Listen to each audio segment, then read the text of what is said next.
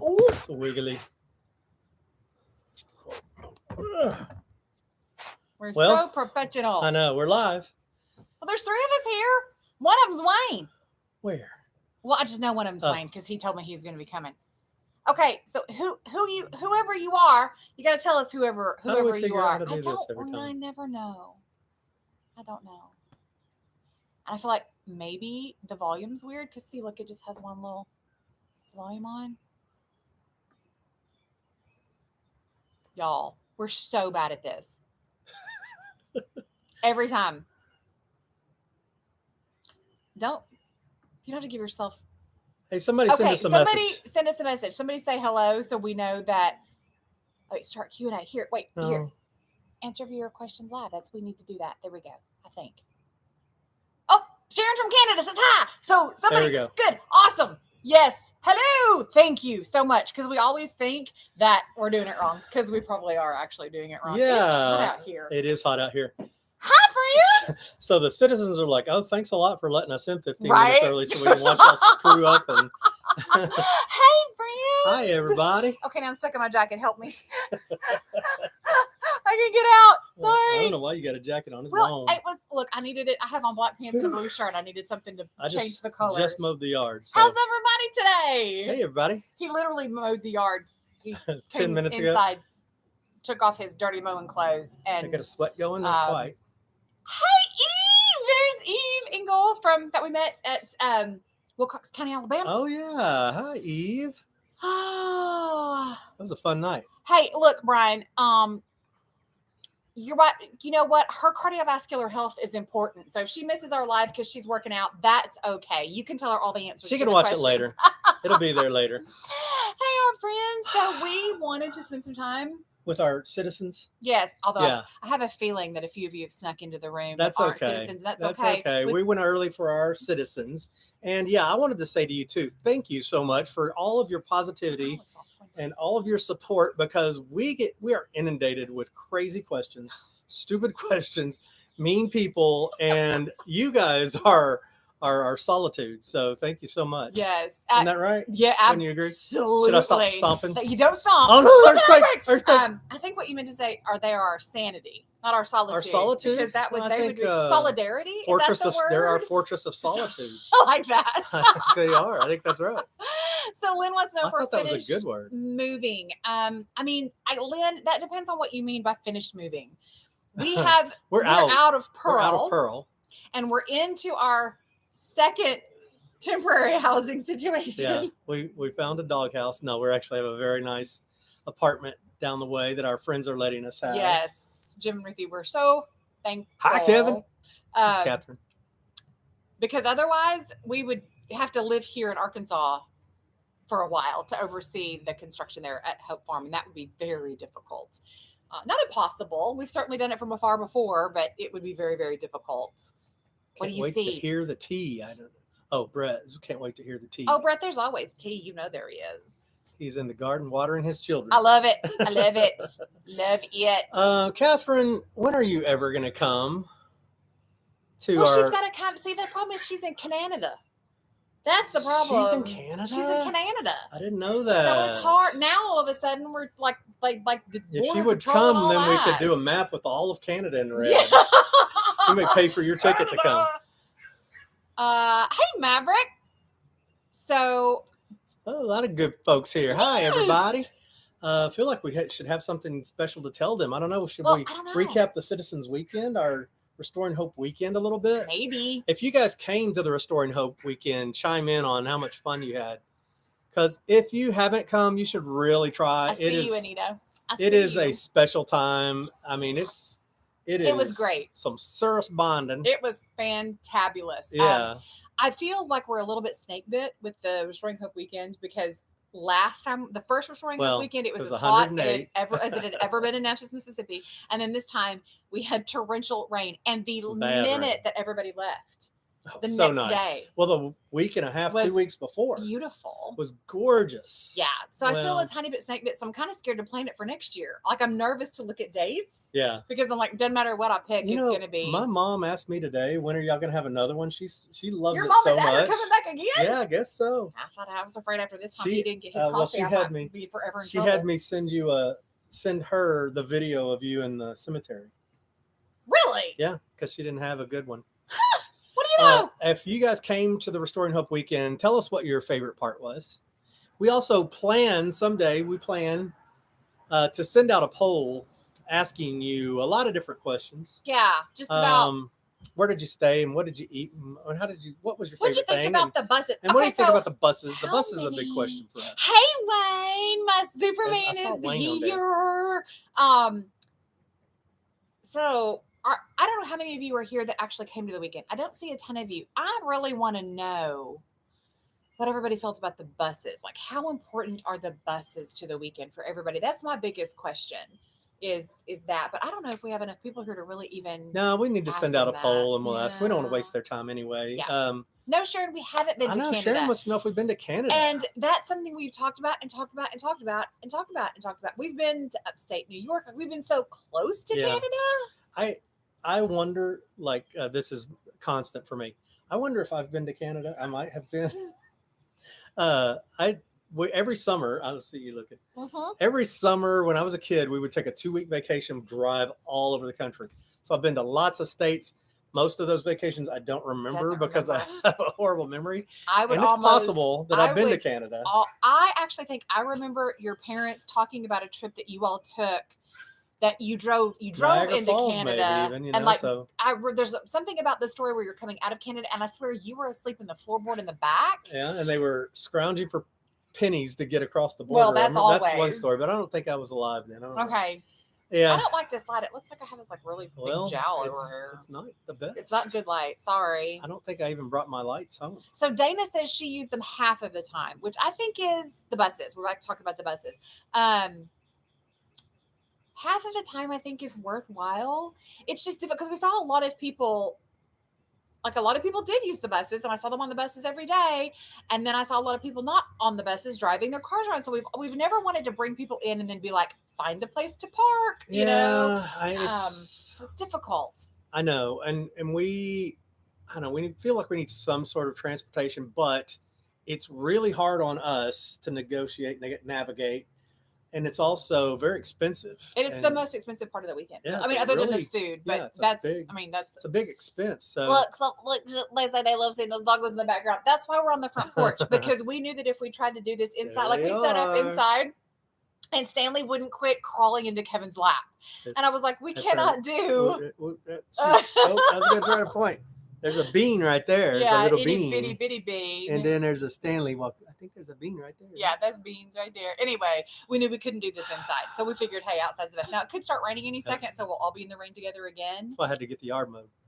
Yeah. Because it's going to rain. Gosh, I wish it's like I guess we'll wait audio, right? I know.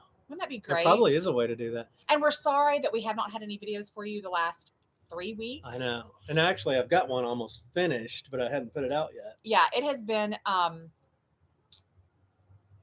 was telling my parents the last 4 years have been unbelievably stressful for us. I mean, from the moment that we bought Louise onward, I don't feel like we've had just a moment to relax and unwind and de-stress, even on vacation. Even our vacations have been working vacations for sure. But these last 4 weeks, we finally reached like critical mass. It was a situation where we had to say some work has to stop. And so what work can stop? We can't not do these speaking engagements we have. We can't not move out of Pearl. We can't not fix her back up so that she looks brand new. We can't not do the Restoring Hope weekend.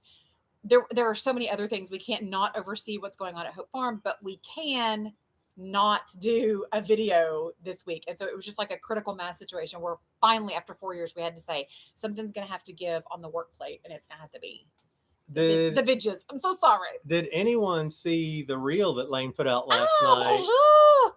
Put from some, Can you read that? Can you read it? He is watching with. Give him some French. I don't know what that word is. Laine, come on. Hello from Voiron, France. He is watching from with the something, but I don't know what that word is. Look, Traduction? I took many years of French. I think traduction is when you take a turkey and you stuff it with a chicken or a duck. That's turducken. Oh, okay. But Sandrine. Love our rockers. So these were when my parents retired from their job. Two of the people in their church made them these rocking chairs. But my mother is very short and she has very short legs, and I'm not kidding. And these are massive. And these are huge huge like chairs. Kevin-sized rocking and chairs. her legs don't touch the ground. So they were like, "Would you like these to put these on your porch Yeah, so so that they somebody fits these?" They come over and sit on them sometimes. Yes. On our porch. Yeah. Well, we have been very busy, and now very guilty because I'm like a performance reward based personality type. Hello from Florida. We want to come visit you in a couple So weeks. badly. Well, okay, what part of Florida, Beth Ann? Yeah. And do you have an extra room? No, just kidding. No. So did anybody watch the reel that Laine put out and tell us how much you love that song? Because we love that song so much. I know, and it didn't get nearly the reaction. And we're like, hey, everybody, watch this. It's like our lives and it's like our theme song. And we were so excited we to think put it's it our out. theme song. And then I'm glad I didn't kill myself putting the video together for that. But we suspect that it may just be that I put it out. I ended up working on it at 8 o'clock, and I worked on it until midnight to get it just like I wanted it. And then by midnight, nobody's watching, and then it then it doesn't catch traction. So then the algorithm doesn't push it out. It's very frustrating. If you're in content creation at all, you know that there's nothing more frustrating in the world. I would rather, I won't say that. I won't say that I would rather work in a cubicle because I've done that and I never want to do that again. Lori Dodson loved it, I think. Stan. It was lovely. Thank Stan you, Lori. says. Your computer is still dirty. Well, it's 6-ish. Should we begin? It's 3 till still. We got 3 special minutes with our special friends. Brett, aren't they great? So Brett says his story, the Top House is now on his playlist. Yes, they're fun. So good. They're so fun. They've got an album or an EP that they have these days. An EP. You know all the kids' terms. Well, I just read it last night. That is Irish songs, and how much fun would it have been to have them? I know we could have danced a jig. They were when we found them on Instagram, they still had like 30,000 followers. They now have 230,000 followers. They're blowing so up. We feel like we're like OG Top House fans, sort of. And at that point, we reached out to their manager and we were like, we'd love to have them come to Mississippi for our Restoring Hope weekend. And they were like, yeah, that sounds great. Maybe we can make that work. But their dates were booked for this year. So we're like, next year, we'll do it next year. I guarantee next year they're going to be opening for like Taylor Swift or something. It'll be too late. Always a day late and a dollar short. We're like the dime store Chip and Joanna. We're a day late and a dollar short on Top House. I mean, every which way. Yeah, but I'm kind of afraid if we had a concert and brought it in, that would not be that big a thing. You're very slouchy. Look at you. Are you so tired from mowing the yard? Yeah. Is this a good shot? Can I just do this the rest of the way? Oh, perfect. They are listening with a translator. Thank you, Eve. I did not know that. Perfect. Wonderful. Traduction. Did you already sell the house you guys put up for sale? I'm assuming. You mean Pearl? From Japan. Hey, Jesse. What time is it in Japan? Oh, my word. It's got to be like Japan. Forever o'clock. It's probably tomorrow o'clock. Yes, it is tomorrow o'clock. Probably 2 a.m. So we sold that house 7 months ago, but they let us rent her back for that time period because they knew that we were trying to get the cottage at Hope Farm finished before. And we should have that's something we can talk about in this live too. It should be done.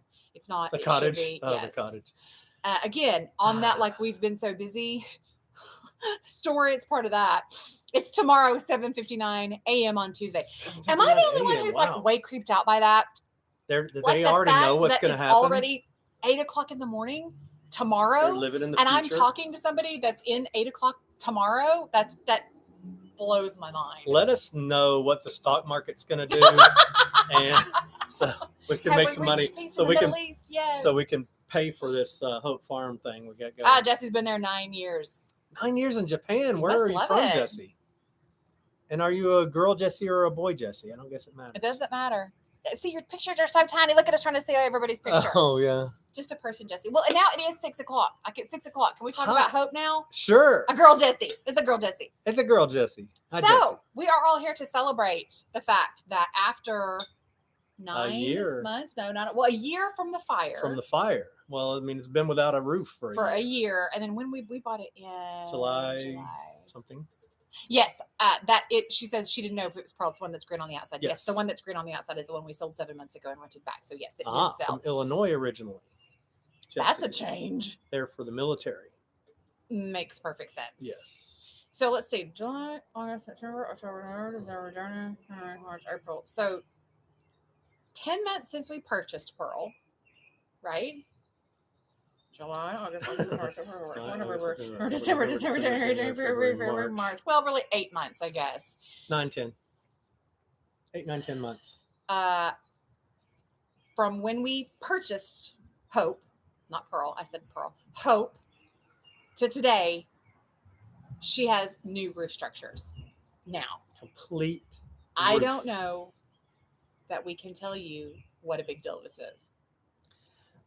I mean, that was, getting the roof. The two biggest things for me, three biggest, I guess, two biggest, were getting the roof off and putting the roof on. And I don't know that the enormity of that.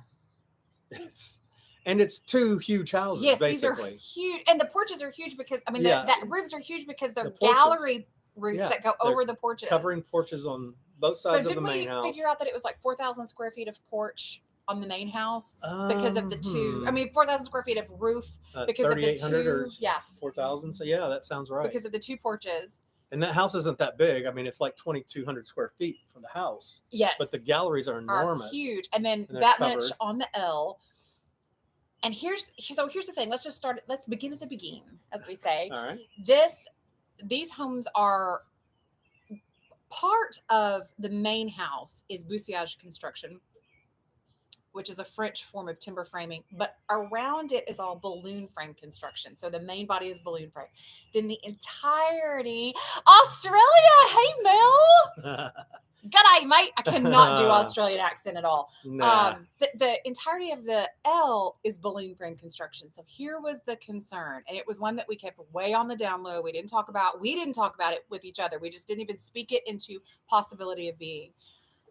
The way that balloon frame is put together, your studs rise from your bottom plate to your top plate continuously. There's nothing that's supporting them in between, and the walls stand because he's just reading off the places that you all are from.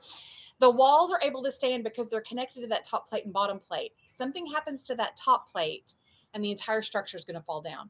So there was a huge risk. Enormous. We would lose it all.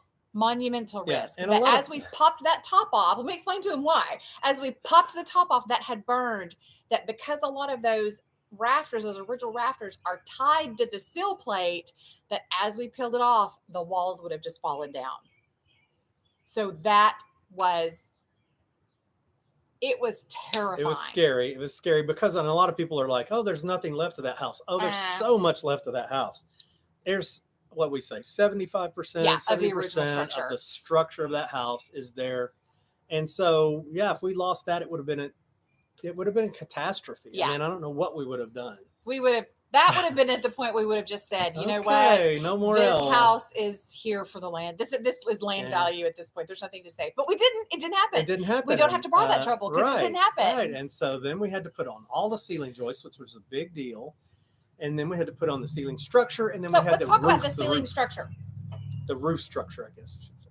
So I kind of want to walk through this with them. Sure. And I want to be very transparent about the cost, what we ended up paying, what we thought we were going to pay. But before you do that, say hi to Costa Rica. Costa Rica! Yes, Massachusetts. Hello, everyone. Oh, I bet your weather in Costa Rica is so beautiful. And the bet. flowers that they can have down there, the gardens are unbelievable. Oh, I'm so jealous. Yeah, what's my favorite thing in Miss Universe? Hello from Costa Rica. No, you like Venezuela. That's his favorite. I like all of those. Well, he likes... Those are beautiful women. All of those women are beautiful. Okay. So he likes all those in all those countries. Anyway, back to the topic at hand, sir. Sir. Not pretty girls. Indiana.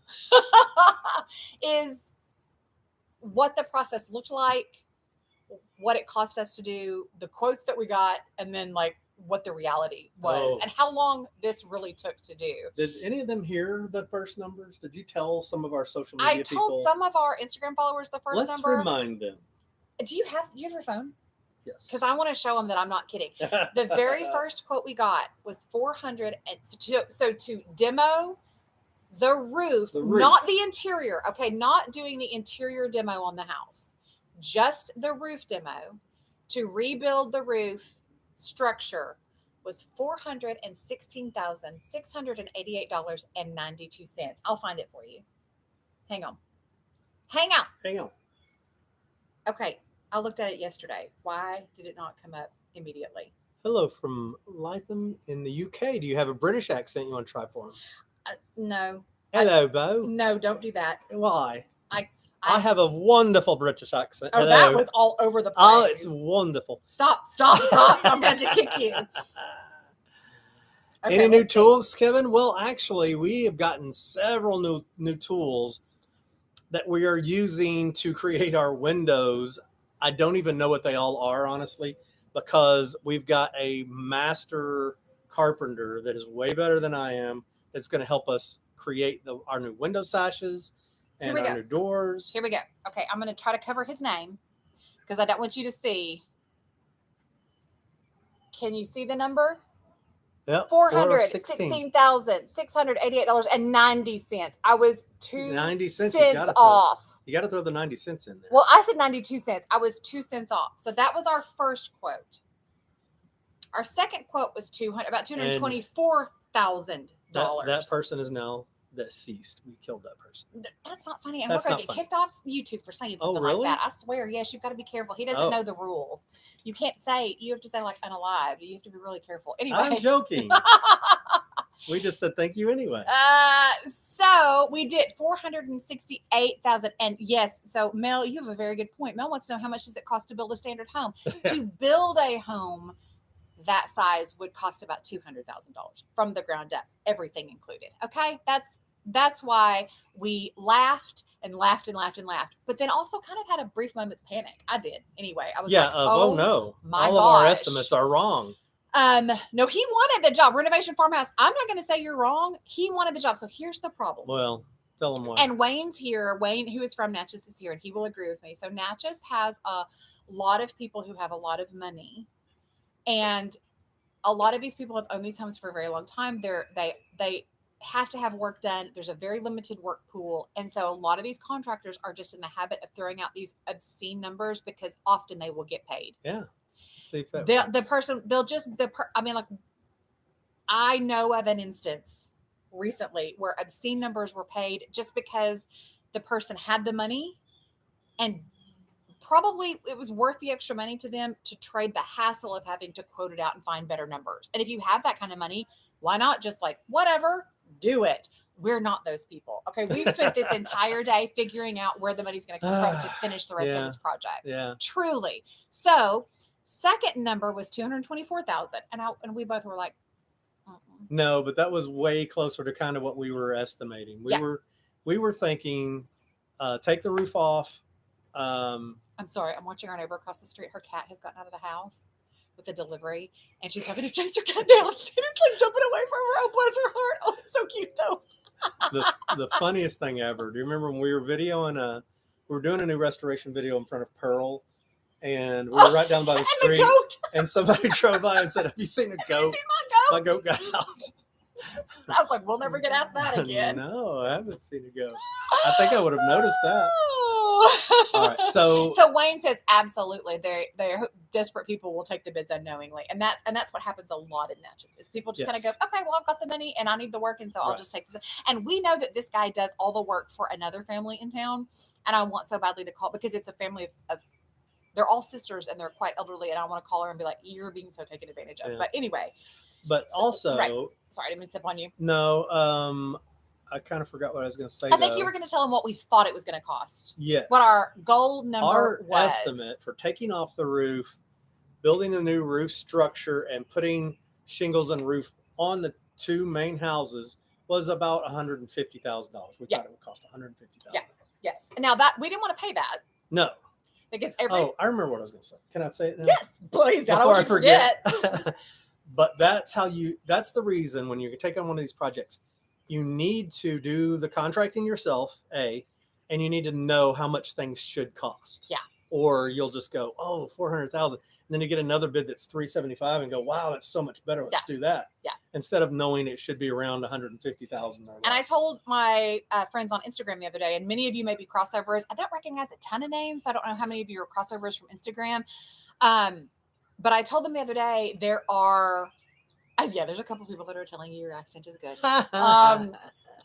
There are computer programs that are free that you can purchase that are like, you can plug in, my house is this many square feet and I want to do this project, and it will give you a range of numbers. It will say you should pay $2 to $4 a foot, or you should pay $1 to $7. It depends on what it is, but it'll give you a range. So you can go into the bid process educated, even if you've never done it before. Now, prices may vary according to region, and that's why they give you a range. According to region, according to labor force, according to tons of things. But you can look at that high end and go, okay, I know that my top end quote should be more than this. So anything under that, I can feel pretty good about. And that you can start working your way through it that way. So you want to tell them what we actually spent? Aren't you going to tell them? So I'm looking at Kirk. So Kirk. Captain Kirk? So Linton Avenue is where Pearl was. It's a really good hood. Yes, it's a great hood. And it's a great little house. When we look at that house and then we know what we sold Pearl for, it hurts our feelings a little bit. That's one of those, like, we can't do that. Like the house that we sold in Florida 4 years ago, it's worth like 3 times what it was when we sold it. Like we can't look at that, consider that, because it hurts our feelings. Anyway, 4.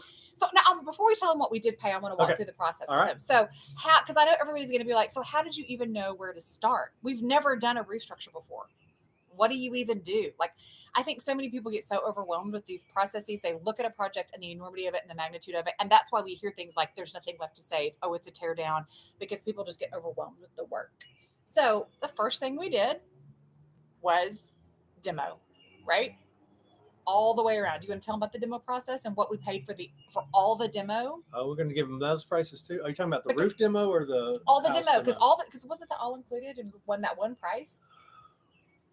I can't really remember. I think it was. It's been a while. Was it? Yeah. We're so professional. I know. Yeah, I don't remember what the price was exactly. Was it 25, 26? 26. Yeah. 26,000. But wait, so for all of the demo. So we start with the demo which was extensive. Start with a clean slate, right? To know what you've got to do, you've got to get to where the work is going to start. So we started with demo, and that was, as he said, $26,000, which that was a hard number for me to swallow, because theoretically we couldn't demo the roof ourselves, obviously, but we could have done the interior demo.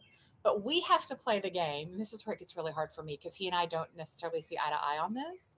We have to play the game of how much is our time worth, and weighing, is it more valuable to spend our time working on the house ourselves, or is it more valuable for us to go produce a video to put out for content and let somebody else do the work for us? I'm more of I want to go work on the house and save that money, because I get real tight in these situations. And he is. Are you in charge of reading the comments? Because you're not saying nothing. No, I don't know. No, it's hard for me to figure, because when we do have a video that does well, and you guys are the ones watching the videos, so honestly, we're trying to figure out why some of them do well and other ones don't. The restoration videos don't do well, which is very disheartening. If we have a video do really well, if we had more of those do really well, it would make perfect sense for us to do more videos. Yeah, more restoration videos. But sometimes we'll do 2 or 3 videos and they won't do anything and nobody watches them, and then we don't make much money, and then we spend all our time and didn't make that much money. So anyway, hey Rusty, tell Sherry we said hey. Okay, so Maverick is like guessing on numbers, and I'm loving this. It's great because you're going to be real surprised when we tell you how much we ended up doing all of it for. So then we thought, well, what's up next? Well, now we need to know how to build this roof back. And you need to understand that this so much house stress. is at a minimum. Again, we've discussed the fact that I actually think it's older than the than 1789. is agreed upon, but we can say it's 1789. But at the minimum, this house is 240 years old. 240 years old. It's I think it's actually older than our country, but we can say it's 240 years. Excuse you? Oh my gosh! There are people watching you. 176 of them. We're in nature, and there are frogs all over the place. So anyway, go ahead. So the first thing we have to do is get the house measured, because nothing is the same. None of the ceiling plates are at the same height. I know y'all are thinking that I'm talking over him. I promise you, he's reading these comments and cannot. No, the other thing too is we've got to build it back exactly the way it was. So we can't just come in and say, this is the house. Let's put a roof on it. Yeah, we've got to build the roof back exactly the way it was. And it's a little weird, to be honest. It's real weird. It's not a little weird. Really it's weird. Real You got a weird. hip on one side and a gable on the other, and then one side, the main house has got two weird hips. Yeah. And a gable on the other. And so it's got a hip and then a baby hip. It's hilarious. And so we've got to build it back just like that. And the reason it is that way is because it changed, because they kept adding to it and adding to it. And so the roof structure was different every time. But we have to put it back. We're hardcore. We want it to be exactly the way it was. So we're going to build it back exactly the way it was built. So we're not starting from just here's a frame. Yeah, put a roof on it. It's here's a frame. Now we need to build the roof back the way it was. So the first thing we did was we called Belinda Stewart Architects. And I know architect sounds really scary because that sounds super expensive, right? Everybody's like, oh my gosh, an architect. And they are not inexpensive. I don't want to pretend like it was cheap.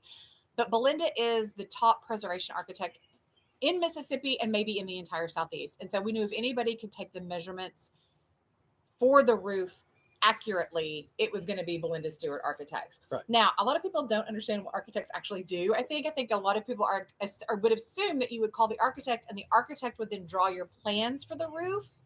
That's not what they do. They aren't engineers. There's a divide between architect and engineer.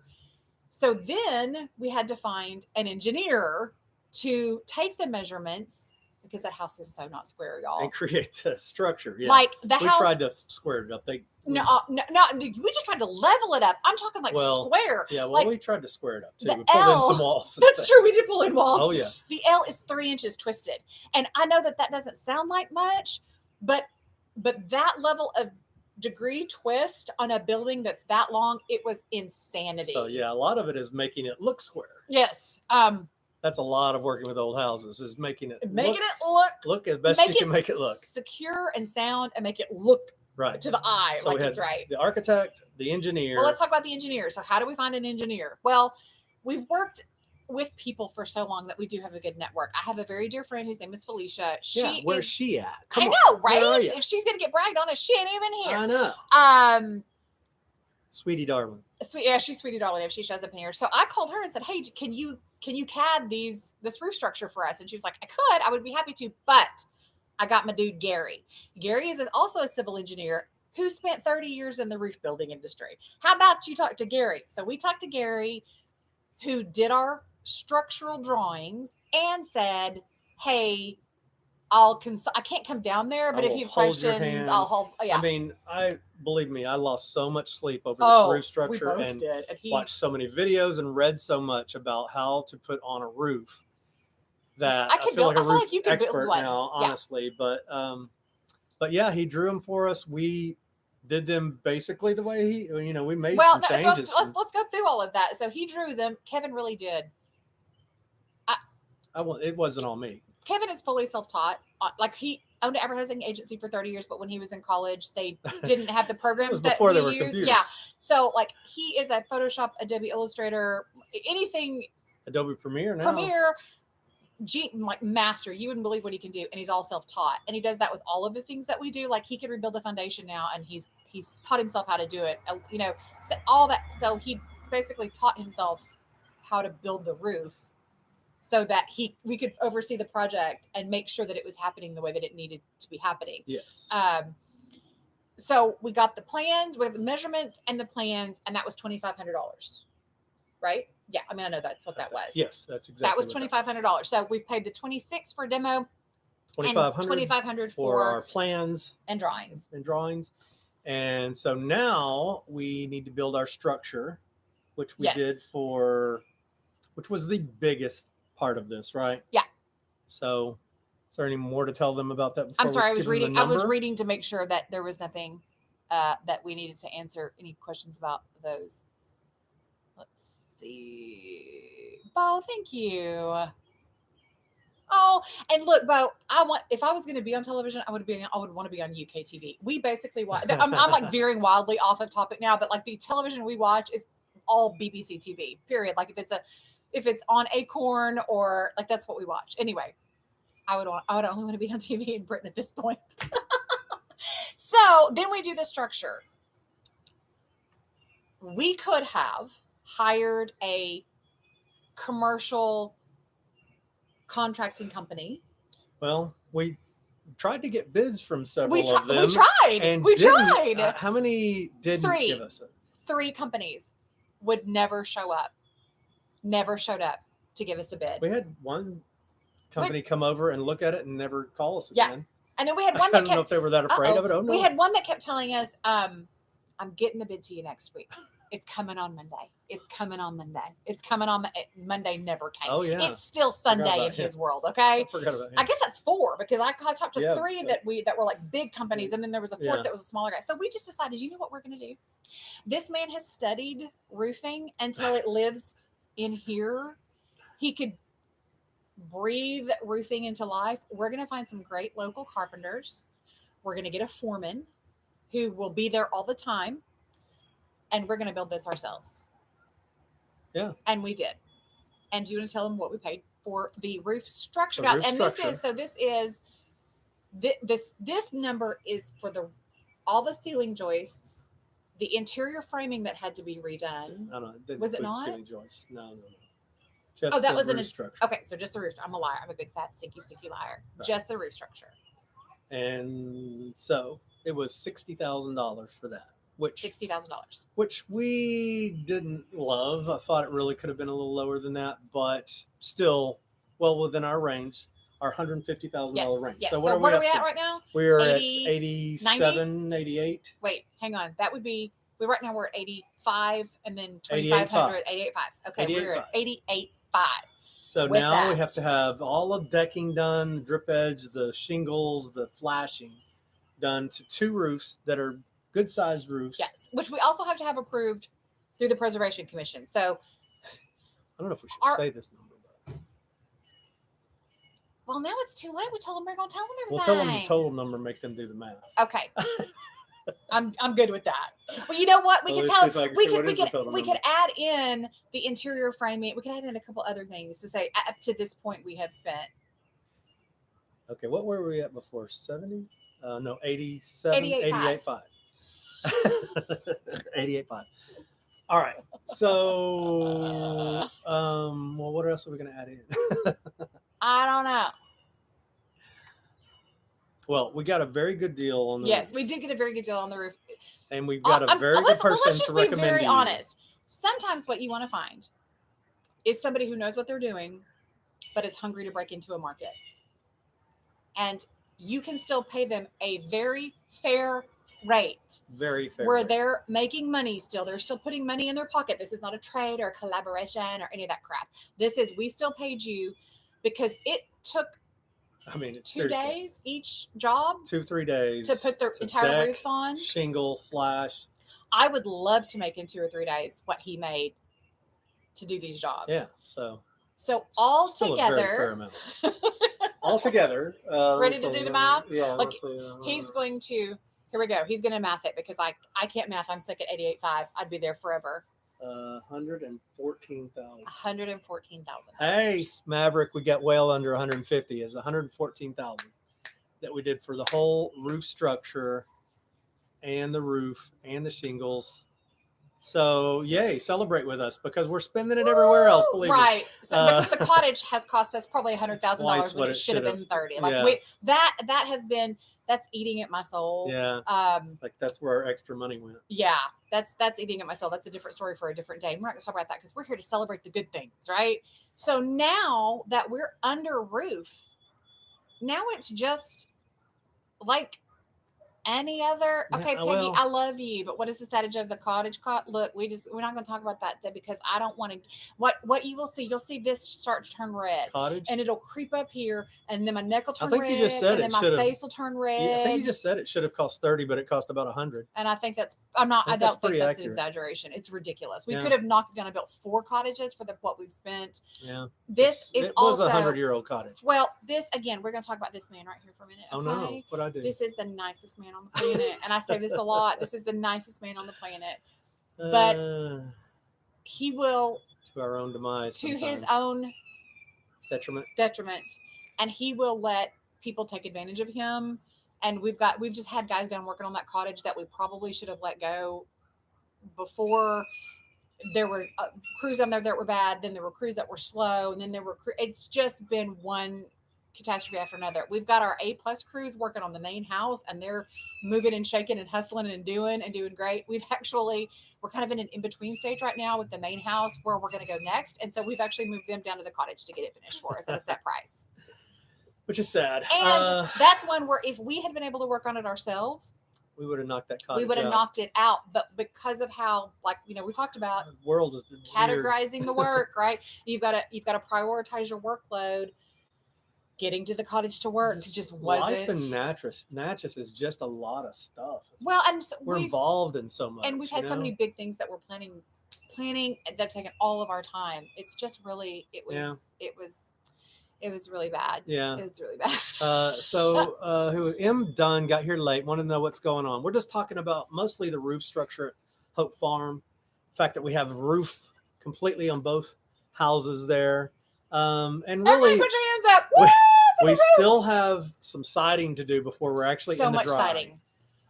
We got a good amount of siding to do before we're in the dry, and then we don't have windows, so we'll have to board those up. But we will. I still be think basically in the I'm dry. telling people that we're under a roof. Yeah, because that's going to change so much about how this project on is your going. Face than in mine. Because the sun is finding The me. sun loves you more than No, but look at this. I look like I have a jowl over here. That's very upsetting. Anyway, you got the good light. Well, maybe I'm just lighter than darker you. than you. I'm just a vampire. Plus, I'm wearing a dark shirt, so it's probably doing that thing. Yeah. So Maverick says he finds the best and cheapest materials and hire the expert framers. Yes, sir. That's what you do right there. We're also very particular about our materials because it's got to last another 300 years, right? And we're mixing materials in with the old and the new, and so that can be very tricky to do. Right. Yeah. Really, when we were framing, especially because we were leaving so many of those studs that are a true 4-inch or bigger a lot of times.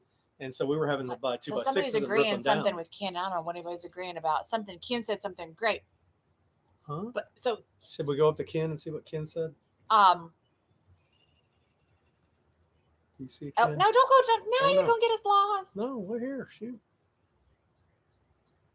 I know our baby's behind us. Are they back there doing? Oh no, where are they? They've calmed down. Thank goodness. Oh, they love the urn behind us. Thank you. This is my Victorian fern stand. Yeah. These are all things that may soon be for sale, so we can finance the rest of selling Pearl, finishing Hope. That's what we literally. Put a price tag on everything. Yeah, right. So that was the conversation today. So we're just gonna be really transparent, I think, about. Oh no. Well, I think that's fine. I'm not gonna badmouth anybody on here. But what shingle we chose? So we didn't get to pick. We had 2 options. No, we didn't. Yeah. We no, did. For the Preservation Commission. Yeah, we had 2 options. 2 colors. They told us in We had weathered 2 wood. colors. Did we? Yes. There was weathered wood and something else. From the Preservation Commission. Yes. Are you sure? Yes, positive. Because I would swear that I read that letter. It said you can do this in this color, and I was like, "Well, I guess we're doing that color." They gave us 2 options. Well, okay, but we liked that one the best. Welcome to our world. Yes. This is every day. So anyway, but yeah, they basically said, "Here, yes, your roof is approved. You can do one of these 2 shingles." Yeah, so they're architectural shingles. The color is weathered wood. I was afraid I was going to hate it because it looks very, very, very, very, very brown on the little sample board. But now that it's all up, it's a good look and it has a lot of dimension to it. I was very, very concerned. And it looks like it did from the front before. Now the back had tin everywhere. So yeah, and they actually said don't do tin, which I thought was weird because the L had tin for years. And Yeah. and like tin But- wasn't even like, they were like, it's not approved. That's not an appropriate material. And if you're going to put it like this, you have to do this, which was really interesting. I thought I was totally okay with that because I didn't want a metal roof on it.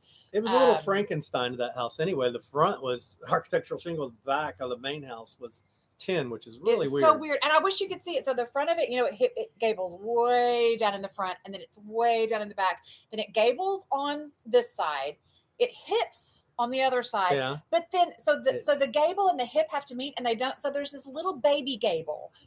That's a little baby hip that comes off the gable to get to the hip. So it's the craziest, and we had to put it back just like that. We couldn't fix the engineering problems. We had to put it back just like it was. We did lose 2 chimneys because of it was too, so we're going to put those back. They will not be functioning chimneys. They're just going to be like faux chimneys for the look, so it'll still look like it did. Oh, but don't give away.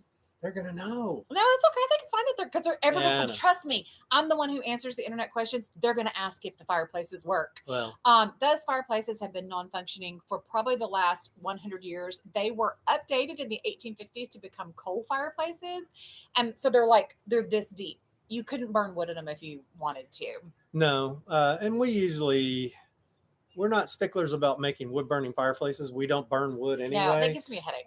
So we might, what we'll probably do is a ventless coal or a ventless gas log or whatever it is in those fireplaces. Yeah, anyway. And Maverick says pay them a fair wage. It'll get done. We pay our workers very well. Yeah. Very well. Very well. Minimum wage in Natchez is $7.25, which I think is criminal, and we pay many multiples of that and the more skilled you are, the more money you make from us, and we still come out better in the long run than hiring a big construction company. Have gutters been chosen? No, but I think we're just going to do a simple white gutter. You have gutter thoughts? I have gutter thoughts. I may want to do copper if we can get those approved. I know you got copper money somewhere that I don't know about. Not right now. So let's talk about the money. Let's talk about the money and where we are now. Yes. Moving forward. Because everybody always wants to know about the money. And we don't talk about it in our videos our restoration videos, because it just gets very muddy. We're talking about Hope Farm, Lisa. A budget's a real deal. And we have friends that don't have budgets. We're not those friends. And we tell everybody who comes out to bid, we're not those people who don't have a budget. I don't really want to be those people who don't have a budget, because then you spend stupid money on stupid things that you don't need to spend money on. But that's just growing up middle class, I guess. So we started out with one loan amount that we thought was going to be sufficient to cover the entire rehab with one lender. That lender left the bank that we worked with, and there were some changes to our loan, which cut it in half. We would have probably been just fine had it stayed the way it was. Oh, we would have absolutely been just fine had it stayed the way it was. And now, not so much. So now we're scrabbling a little bit. It's going to be okay. It just may end up taking longer, because we're going to have to do it more. Instead of being able to be like, okay, we're going to pay for this and this, this, this, and this out of the loan, and then we'll refinance to a, amortized 30-year conventional when we're done. We're going to have to use the money that we've got and then pay for what we can pay for when we can pay for it out of the money that we make on YouTube. So we need you to watch a lot more videos. So watch the videos. So it just may slow the process down. I was hoping to be done by this time next March, and I still don't think that's impossible. What do you think? By next March? Yeah. Well, I mean, it depends on how much we actually slow down everything, because today we were talking about totally finishing the main house and just the exterior of the L. Yeah. Which would still have huge projects of bathrooms, floor refinishing, drywall, wiring, plumbing, of course. Yeah. So I was making a real bad face. Sorry. Don't do it. I was making a face like I smell something stinky. And so if we start, it's more like what we used to do. And we had some of these houses, we would, go work a weekend every other weekend, or we'd go a week every month. And, the cost of, if we ever hired any labor, which we usually didn't, and the cost of materials were out of the money we made that month. So It wasn't like it was from a loan or anything like that. And if we did some of Hope Farm more that way, then it could drag. It could drag a little bit. Because again, there are only 2 of us. So if we have to go back to that method where we're doing way more DIY,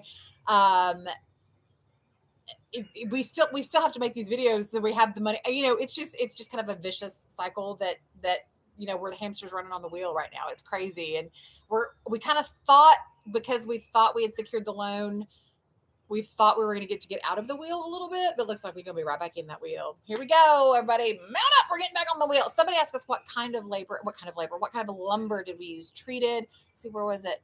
Rough cut pine treated. So that's a question for you as I choke. Yeah, for the roof structure, we didn't use treated, no, but we did. It was 2x10s for everything. Lots of bracing. Bracing was mostly 2x4s, but we also had some 2x6 bracing. A lot of 2x6 bracing. We had a big knee wall, so it was a combination, but it was not treated lumber. No. Yeah, not on the roof. We'll use treated lumber. Like if we have foundation, anything outside, anything that's going to touch the weather, but inside it's not going to touch the weather. Right. I mean, the plan is that it's never going to touch the weather. That's the plan. And because we had the house in Florida, we're like super, super, super. We overbuild anyway. We've talked about this before, so we strapped and clipped that dude. Hurricane clips all over the place, straps across every rafter. Hey, my sweet friend. Hey, I wanted to answer Jody too. Okay. Who is it? Who? Let's see. Where's Jody's question? Jody's question's gone now, but Jody wanted to know. Said, like, I know this is way ahead of everything, but are y'all gonna cover the gardens and the yes, exterior planting and gardens? And yeah, we'll cover all of that. And I love that kind of stuff. That's his favorite thing. And we haven't done a lot of that. Of course, we've had our hands full with structures all the time. Yeah. But when we have Hope Farm finally complete, we want to make some beautiful gardens there, and there's a lot to work with. Yeah. But we have some big plans. There's a lot to work with, but the problem is it's been completely neglected for the last decade, I'm not casting aspersions. When you have a nearly 90-year-old person living in the house and they can't maintain the house, maintain the garden, it just gets really overgrown. Yeah, if you looked at our yard here, you would say, oh my gosh, thing, that's we're like our hands are too because full. we're gone all the time. But yes, we have plans to make the gardens there beautiful, and we will definitely show you all of that. And take you Maverick along for that says ride. ventless gas logs. Actually, what I think I'm going to do. So we've done ventless gas. We have them in here. Yeah. I'm sorry.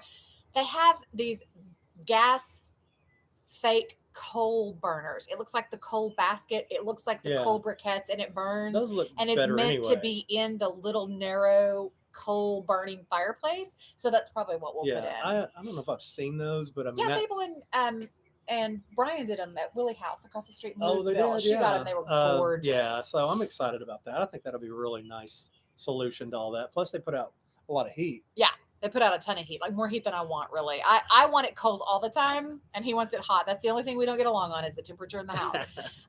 So Deanna is going to start the renovation on her 70s ranch home. That's amazing. Look. Yes, we sold Pearl like 7 months ago. It's so funny to me now that those houses are de rigueur. They're so in vogue. The ranch houses? Yes. Yeah, what's crazy about the ranch houses? What's crazy about the ranch houses is that, 50 years? Yes, 50 years. For a house to be considered, what is it considered at 50 years? Well, to be eligible for the National Register, it has to be at least 50 years old, and then it has to meet one of the criteria, A, B, C, or D. But now things are. When we think of historic houses, we don't think of ranch houses because that makes us historic, I guess. Yeah. Oh, trust me, Maverick. As you can tell, we try hard to stretch every penny that we have. My pennies go a really long way. Don't worry, I'll get a long way on what I have left. So yeah, for us to be historic with the age is very upsetting. There was another question. I just thought I was like, I want to say, any special venting in the attic? So yes. On the L, there was no venting in the attic before. Obviously, code now are so many whirligigs or attic vents per square footage. We don't have to do quite that much because the structure. There is cross ventilation built into the main house. There are open vents that have like screen behind them that we will have to put back. I think there is in the L also. Where that was there? I know there's one on the gable end. I can look on the halves. And where's my phone? Oh, it's on the charger. I can look. Keep talking to the people. Yeah, there's one down there. Is there? Yeah. Well, keep there's talking one to the vent. people. So it's just a vent on the gable. Actually, we just have them on the gables on both sides, don't we? Yeah, but So that it's just allows a for one cross way. breeze. But No, it's not one way. It's if you have them on the gables on both sides, it allows for cross well, no, you ventilation. got a gable on. You've only got a gable on both roofs. One gable. Oh, that's right. You're You got a correct, hip sir. on one I side and apologize. a gable on the other. So you don't really get cross breeze, but you do get some ventilation there. So anyway, but we're gonna Hang on. I'm gonna look and see what we had right here. Ashlar. Let's see. Yes, there was one little vent. one little one on the L. So there will be a couple of, modern flat vents, and then the side vents that will be open that will allow for some circulation. So yes, in the South, you absolutely want to give your hot air a way to get out. Yeah. Woo, Lord! I don't know if you've ever been up in an attic in the South in the summer, oh my but gosh, it's like 250 degrees. It is. It is hell. Are we insulating? Yes. Rock wool is what we'll use. You cannot. People do use spray foam in the South. They shouldn't. You're gonna kill your house. Literally, you're gonna kill it. Yeah, dead. we'll probably do the flat vent also, just randa. Yeah. Let's see. We've done them both. The whirly gigs are just so in your face. Yeah, I hate the whirly gigs. I don't know if they probably put out a lot more. Yeah. Heat. A lot. Sorry, we're like having to read your comments. We're probably gonna like way over insulate the way we over build. But just in the attic.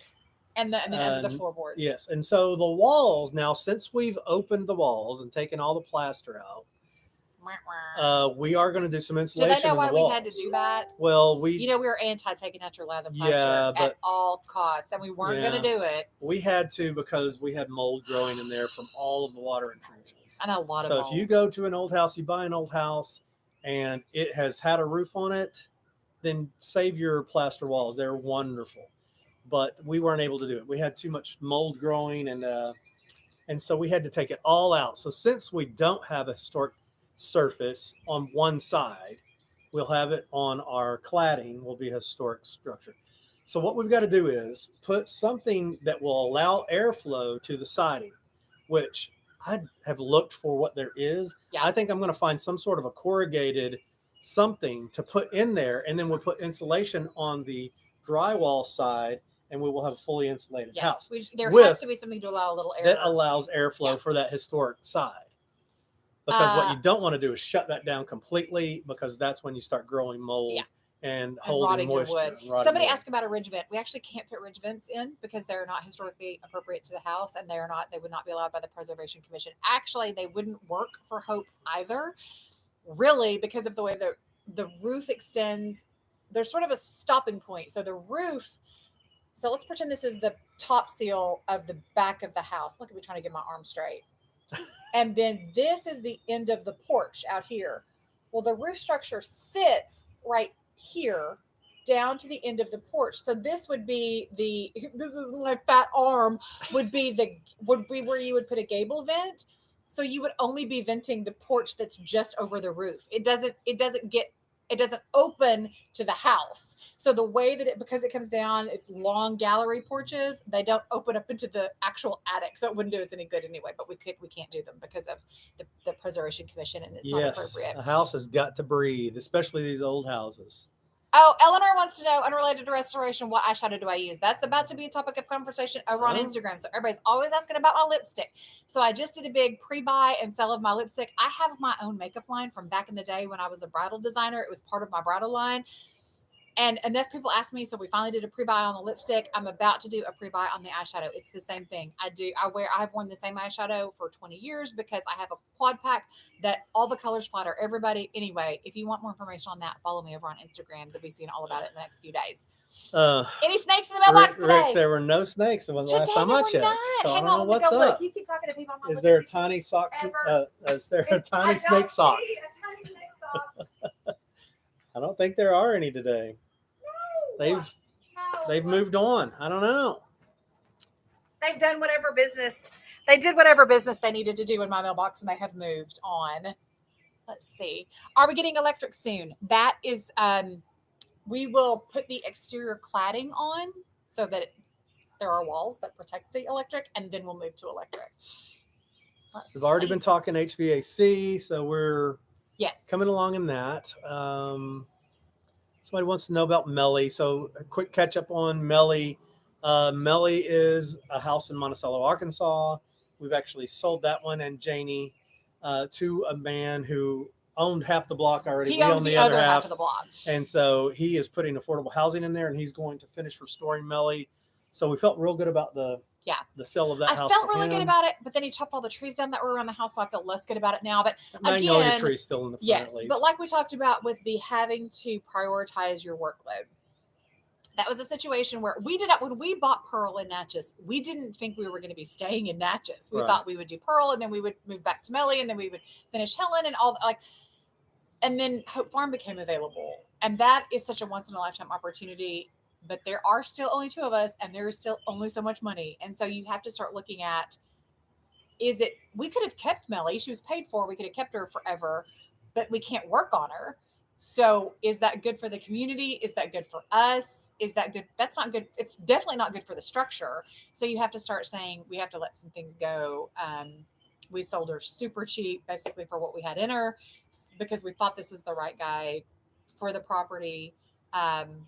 I will regret that house forever. We've talked about it. That probably just man, that one had so many great just elements. feature wise, just architectural feature wise, that probably was our favorite house. Had a heck of a bathroom in it too. It did. Heck yeah. Hey Jody, how's your thumb? So there's Jody. He got bit on the thumb by a copperhead yesterday or day before yesterday. Really? Luckily, only one fang went into his thumb, so not a ton of venom, but he was in the hospital. I bet it swelled up huge. Oh look, that's hilarious. So I hope you're feeling much better. How did that, Jody? It's the new thing that Instagram does it too in my stories. When you do it, let's see if it'll do this. There, look.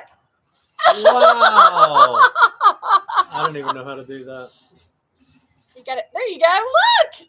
That's us sending love to y'all. That is weird. Does each dog get a bedroom? Okay, look. I got to tell y'all this story.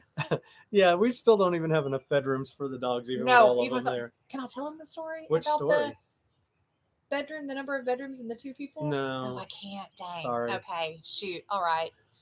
Somebody was really snotty about that the other day. I'll just leave it at that. We need y'all to be nice to us, please. Jody, I know y'all. People are so mean to me. It's ridiculous.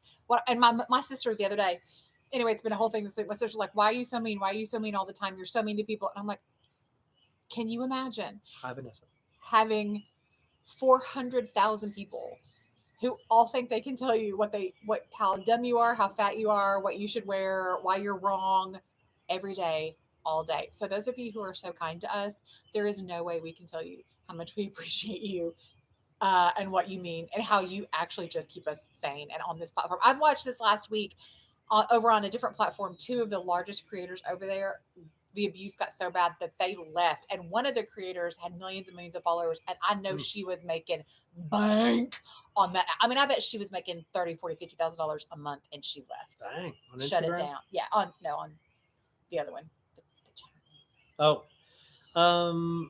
So Southern Bell Home says that I realize it's super early, but do you have ideas for the interior? Yes. Oh, she's been thinking about the interiors and buying furniture. Well, and I pretty much have the furniture. But also we should tell them that we spoke with the Historic Natchez this is Foundation. really exciting. Yeah, this is good news. Historic Natchez Foundation, Carter Burns and Mimi Miller. Jody Rogers. You're probably looking at Jody Rogers' name right Mimi there. Miller. So when Hope Farm burned, they immediately came in and started saving as much as they could out of the house. Of the furniture. The paintings, everything. Which had all been there since at least 1926. Because when Ethel bought it from Catherine, she bought it lock, stock, and barrel. Like down to the salt and pepper shakers. Like she bought everything. So everything that had been in that house had been there at least since 1926. Please proceed with your 100 story. years. Yeah. And they took it and they've got a lot of storage over at their building and put all up there. And so they told us the other day that we plan to give you back the parlor furniture and the dining room furniture that was at Hope Farm. So some of that's going to need restoration. Yeah, a lot of it will need restoration. And it won't. Like we have bought several pieces because I didn't know they were going to give me anything back. Luckily, I haven't bought a dining room table. Yeah, really. But we'll be mixing in. I don't want to put it back. It's not a museum. It is going to be my home. So I don't want it to be like, we're going to put it back just like it was when Catherine and Ethel were here. So it will be a new interpretation of that. Catherine and Ethel had it more interpreted in a very 1850s manner, which is great because it got an 1850s facelift. But there are, every other house in Natchez is styled 1850s. Every other one. So if you're going to come to Hope Farm, we're going to style the front two rooms much more 18th, very early 19th century. So the furniture that I have for in there is 1780s to 1820. The front two rooms will be kind of a buttery yellow color. The kitchen, I'm going super dark blue. Bedroom's going to be kind of a slate blue. Bathroom, I see, is kind of a deep teal, but very appropriate period colors for that 1780 to 1820 Oh, let's color. tell them also about the front of Hope Oh, Farm. More interesting. Y'all gonna news. love it or gonna hate it. It's gonna be one or the other. Hey, I love they're it. gonna love it. And he's okay with it. So this is good. I was scared when Britt told me the color.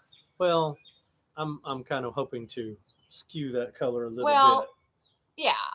But tell them. I'm just making sure there's something else that I need to answer. So my dear friend Brooke Russell, who is a conservator she's a professional historic building conservator, which they're the ones who do the microscopic paint analysis and then they repair everything. They're the master press. She came down and did microscopy on the front of Hope Farm, and its first color, if I had my phone, I would show you, was this very fleshy pink color, but like a marble. So it will no longer be sunshine yellow. Hopefully, if we can get it approved, we shouldn't have any problem because we can prove that it was this color. It will be made to look like, oh no, somebody knocked down the baby gate. Kind of a Tennessee granite on the exterior. It's Ashlar block, which means it's stucco to scored to look like big chunks of granite. I bet we can show them a picture on here. Hang on. Oh yeah. So this is not the color, but this is the look. Let's make it a little more of that color though. Well, we're gonna skew that way. Hang on. But it's going to be faux mob, right? Faux mob. Well, Pam says that I am so beautiful. He is so beautiful. I think she says that you're so beautiful, but that's all right. Why your photos acting up like this? Oh, sorry. What are you doing? I'm trying to get to the photos. What's happening? Well, I want to go to recents. What are you trying to do? But yours are different than mine. Okay, I wonder how I can find this.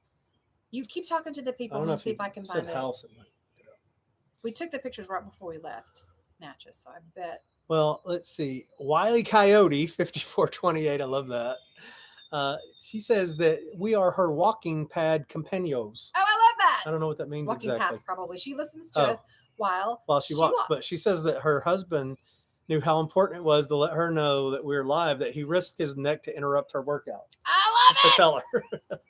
That's fun. Bo just put on a house and a roof in the UK, and it had to be done in Westmoreland slate, which sounds gorgeous. Ooh, but that was beautiful, but so expensive. It says over 100,000. Yeah, that doesn't. That's surprise me that's a lot. Bit. That's a lot. That surprises me 0%. I know. I would love to have slate, but man, oh man. Okay. Yeah, why it's so beautiful though. Pictures? Kevin, I'm beautiful too. Pam says. Thank you, Pam. Thank you, Pam. Well, shoot. Coal basket. Yeah, I think that'll look good. I'm excited about that. You've got to read it out loud because they don't know what you're responding to. Oh, yeah. Maverick says that the coal basket will look good. He's back to the fireplace thing, I think. I'm still looking. You guys have been so interactive tonight. I love it. You have a YouTube of your adventure, too. Yeah. Of my adventure? I don't know. Are you talking about our restoration? Oh, yes. Bo Beaumont. No, she's asking Bo. Oh, Bo does. Okay, I see. I was like, yeah, I thought that's why y'all were here. It is. Okay, so this is what the front of Hope would have looked like. Only a little more pinks. Only slightly more pink. Can everybody see that? Pinks and some yellows, maybe. Mostly just pink. Sorry. Well, like a sandstony. Yeah, so like more, that bottom kind of color there. It's a little more sandstony. So that's what it would have looked like originally. So that's what it will look like. Yes. And we confirmed that the shutters were in fact Natchez green, which is a nearly black green, which is what they still are. Tell them all about Ashlar block just in case. So Ashlar block, our friend Bo, who's from England, probably knows all about it because that's where the trend started. So in the neoclassical period, neoclassical Palladian architecture, the grand homes in England that you and I think of when we think of where Mr. Darcy lived in Pride and Prejudice, that Georgian period style architecture. Ashlar block was what many of them were made from, which is an actual type of stone in England. We don't have it here. We don't have the type of stone they use. It's a very specific type of stone. So we, friends across the pond, we upstarts over here decided to copy the look. So what we did is we stuccoed our houses and scored them and then faux painted them to look like the stone that they had in England. And it's Ashlar. It's an Ashlar was the person who did it. It's an Ashlar block scoring. So that's a really bad explanation. Paint them in a faux marble and Yeah. Try to make them look like they were built of stone. Yes. And so that's what we're going to go back to. Estimate on when we'll be done at Hope Farm. Lisa, I think earliest March of 2025, latest March of 2026. 3000. Yeah, I don't know. Somebody wants to know how many dogs we have. You want to tell them how many dogs we have? 8 dogs and 1 cat. Yep. And they're all precious. And we're not ashamed of it. But constantly we say we have too many dogs. We're at the point where we have too many dogs. It's hard to walk across the house. We have so many dogs, and they don't have to go with you. It doesn't help that we have furniture stored in every That's walking true. space in here for Hope Farm. We have like all the kitchen cabinets are stored in my hall right now. There's a hutch in the entryway. Like that's part of the problem. Yeah, yeah. But we love our dogs, and we can't help but rescue them a lot of times. Yeah. But then we'll also buy one sometimes, and so we accumulated a lot of them. We really love them. Yeah. And then our cat adopted us. Yeah, we didn't mean to have a cat. He's pretty sweet too. Yeah, that was an accident. Yeah, so. Somebody asked us if we're continuing our work at Auburn. We are still with Auburn on a consultation basis. Have you ever, so you've heard the term too many cooks in the kitchen, right? And generally that means 2 cooks or too many in the kitchen. Well, Auburn has, with us involved, 1, 2, 3, 4 cooks, 5 cooks. Yeah, I'd say 5 cooks. 5 cooks in the kitchen. And that is too many cooks in a kitchen. Even if all the cooks want to put on the best meal possible, that's too many cooks in a kitchen.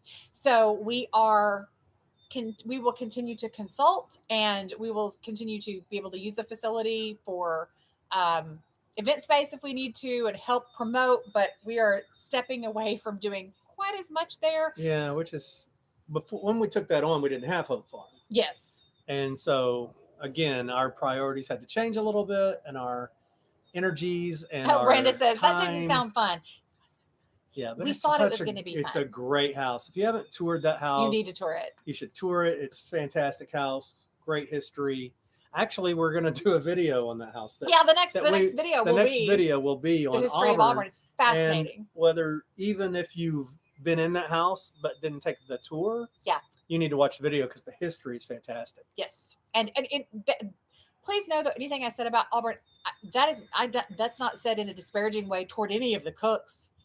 But when you got 5 of them, it was the reality. It's the reality, and again, when we are stacking labor priorities, you've seen Hope Farm.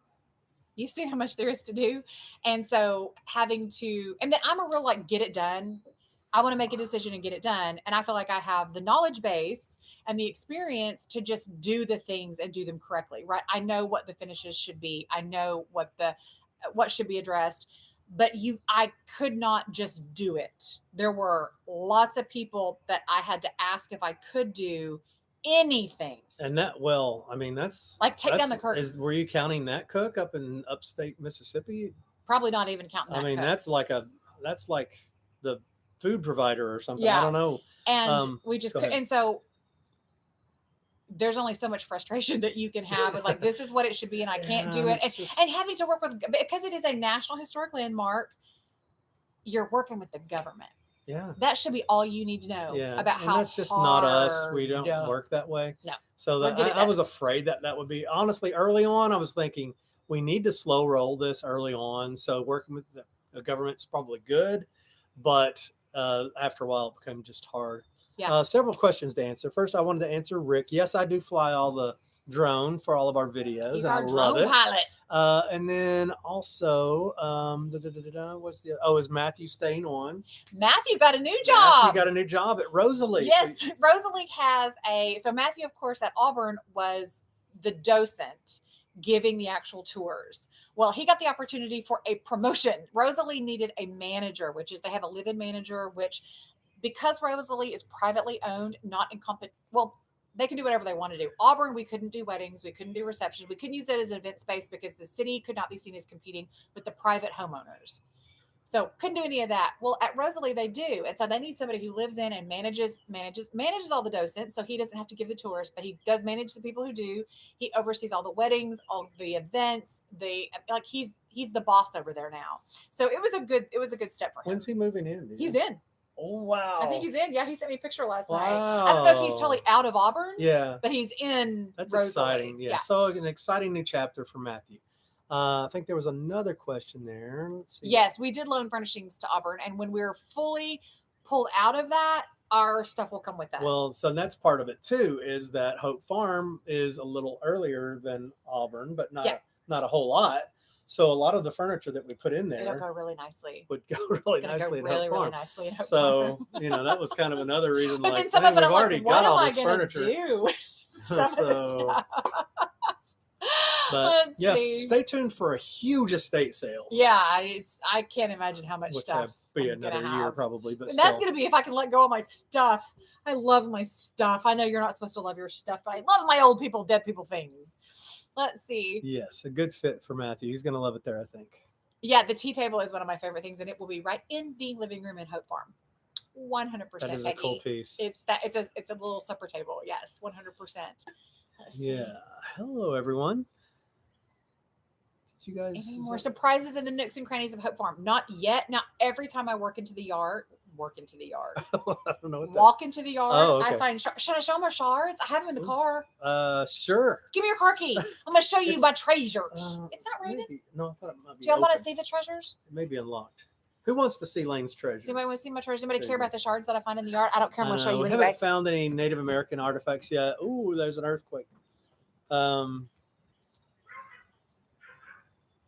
Yes, of course they want to see your things. Those rocking chairs look comfy. They are. They're great rocking chairs.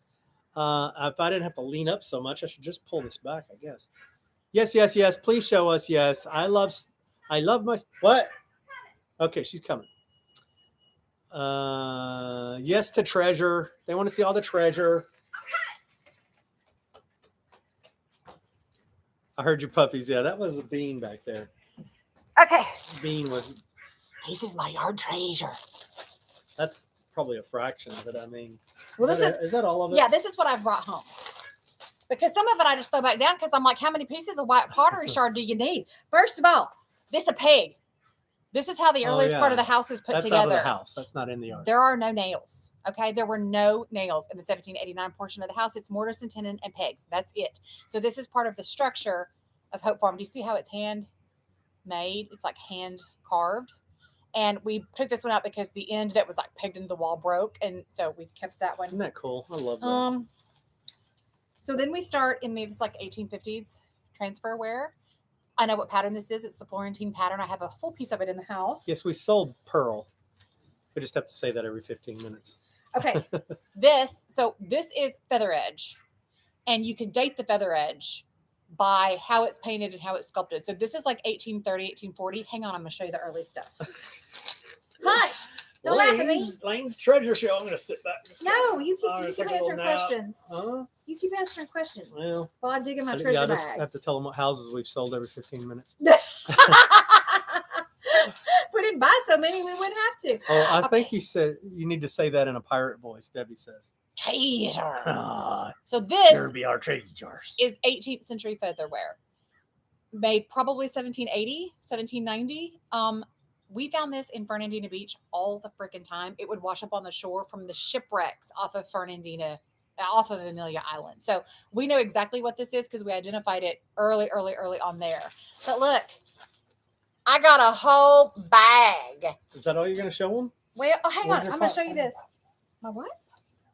Oh, I have to see if I can find that. Hang on. I actually identified this pattern. This is about 1810. Oh, yeah. It's called Sprigware, English ironstone Sprigware. It's not the prettiest name, but. And we found some tea bowls and saucers in this pattern. And then I I have a couple pieces coming off of so I eBay want that to I do found. Like he didn't even hear me. You have a couple. Oh, you're buying some pieces. Well, I figure Where did we see those the other day? we bought them at we bought them? Annette Holder's tea shop at Annette Holder's antique shop on Franklin. Remember? Oh yeah. And I bought the tea bowls. Yeah. Well, then I bought a sugar bowl off eBay, and I found a few more pieces. So, I mean, I figure if it was in the yard, I probably better have it in the house. That means it's been in the house, right? At some point. So they were asking how we're going to display it. So that's an interesting thing too. So if you have come to Auburn anytime recently, you probably saw all of our display cases. We've got huge display cases that we bought from a jewelry store here in Conway, actually, and lugged them down there. And they're heavy. They're so heavy. But we lugged them up to the second floor, and we have different displays that go through there. So when we start taking some of our stuff back, we're going to take those display cases and we're going to put them in the Williamsburg room. Look, that's good Farm. to have in there when you're just digging around. Oh yeah, it's good to cut yourself. The Williamsburg room is a big room in the L at Hope Farm. So we're going to put display cases and we're going to display all of her treasures. And we're going to do a big pilgrimage. There it is. This.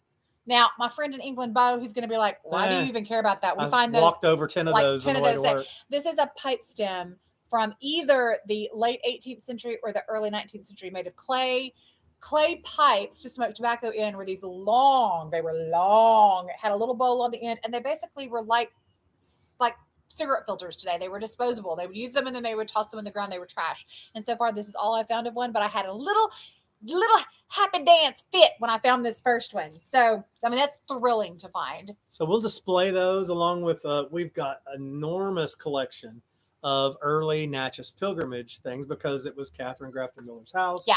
And we have a closet full. So we'll display that. We've got the portrait that we found of Catherine Grafton Miller that we'll put in there.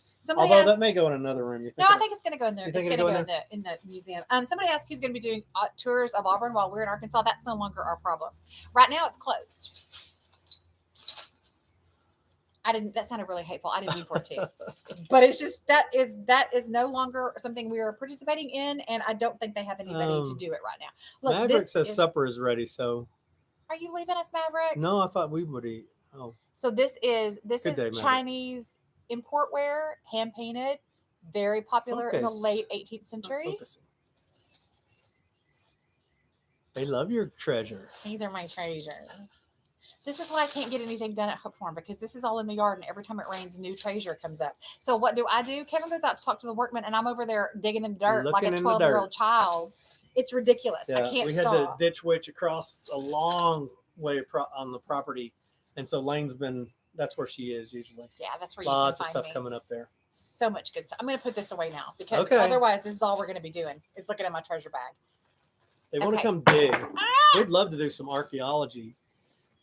And like the one time I had an actual archaeologist come out, I was like, look, people have been living here for sure. Europeans. So indigenous people have been living here forever. And Europeans have been living here since 1720. And he was like, yeah, I mean, like maybe, like I'll see if somebody's interested. Again, it was a government person. So that gets a little, they're going to get their paycheck either way. They don't care. Laine helped me with the fork. It came out of my yard. Yes, that's somebody says they find pipes all the time on the mudlarking channels. Do you know how badly I want to mudlark the River Thames? That would be her You have no idea. And right now, I know that it's full of fecal matter. Like it's disgusting right now. It's nasty right now. I don't care. I would put on boots that I'm going to throw away and 6 pairs of gloves, and I would go dig around in the poopy water to find the treasures that come out of the River Thames. Okay, they find Tudor jewelry. I mean, it's unbelievable. It's unreal. I won a contest on Instagram from a man who's a mudlark, and he sent me some of his like 15th, 16th century straight pins. I've never been more excited about anything in my entire life than I was that box of trash that he sent me from the River Thames. Somebody wants to know how long of a project Hope Farm is going to be. We actually said 2 years, and we started in July, so a year from July is probably doable. Yeah, Close I think so. To that. So, I know, Bo, they have to be licensed on the Thames, and I hear they're not giving licenses anymore, and you can't get one. Can a licensed person? Licensed person can take you, but I don't think you're supposed to get to keep your fines. What? See, this is where I would get myself into trouble, and I'm just going to confess this to you. Secret pocket for that? So in the UK, they have the Treasury Act, the Antiquities Act, Treasury Act, where anything that you find that you think, anything that's made of gold, you have to report to a museum. The Portable Antiquities Act. Anything that's like small enough to stick in your pocket, you have to take it. If you find it as a metal detector or a mudlarker, you have to take it to a museum and let them look at it and determine whether or not it's treasure under the law. And if it is treasure, then they like pay you for it, and you get part of the money, and the landowner gets part of the money if it's on private land, or you get to keep it. I don't know that I'm ethical enough to turn it in to the Portable Antiquities Act. I don't think I would be, if I found a Renaissance era ring in my backyard, I don't think I would be ethical enough to like, I think I would just slip it on my hand and be like, this was my 12-time great grandmother's ring. Prove to me it wasn't.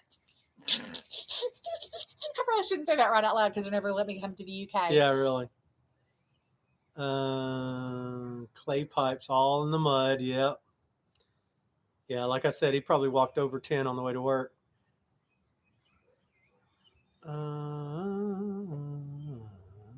Oh, Rick, that's hilarious. Yeah. Lisa, Auburn's going to be fine. That's going to be fine. Yeah, it's owned by the city. Yeah, in fact, they've got, they're going to do some shutter work here coming up. So that's going to help a lot. Auburn's going to be fine. It's going to be fine. Yeah. Because of the Antiquities Act in Mississippi and the government's involvement, it will be fine. It may not be open, but it will. It'll be fine. They're going to back you up, that ring. Everybody's on board. They're going to give me a get out of jail fund. All right. Well, when we finish Hope Farm, you have to all come stay there because you staying at our bed and breakfast may be what pays for it. Well, is what pays. I mean, it's going to be an operating business. So yes, so you have to come stay. Who's going to come stay? They're going to start to get Laine out of jail. I appreciate that. Did you say somebody said that Laine is the most interesting person? Call Guinness. Laine is the most interesting person that ever lived. No, you have to call Dos Equis, right? So Emily, yes, you asked me, you might have missed it, but is our furniture moving out of Auburn? Yes, it's mine. In our contract, if we go, it goes. And I'm coordinating that right now with the Natchez Historic Foundation. It's all good. Everything is fine. It's good. It's fine. It's good. It's so fine. It's so good. Again, just a lot of cooks in that kitchen, and we have so many plates in the air. And I'll be completely honest with you. So when we started the Auburn project with the Historic Natchez Foundation, there was another very, very, very, very, very, very, very, very important house in Natchez that might have been for sale.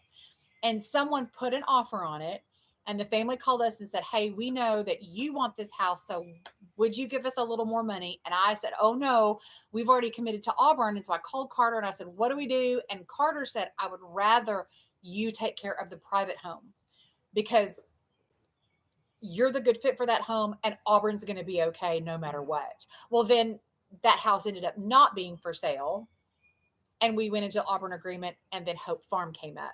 And I think that H&F feels like our assets, our knowledge, our experience, our money, our time is much more important. Especially with Hope Farm. With Hope Farm that no one wanted to. Nobody else was going to touch. I mean, everybody's with afraid a 10-foot pole. Because again, they know Auburn's going to be okay. It's going to be just fine. Auburn was kind of a way for us to stay in Natchez when we didn't think there was going to be a way for us to stay in Natchez.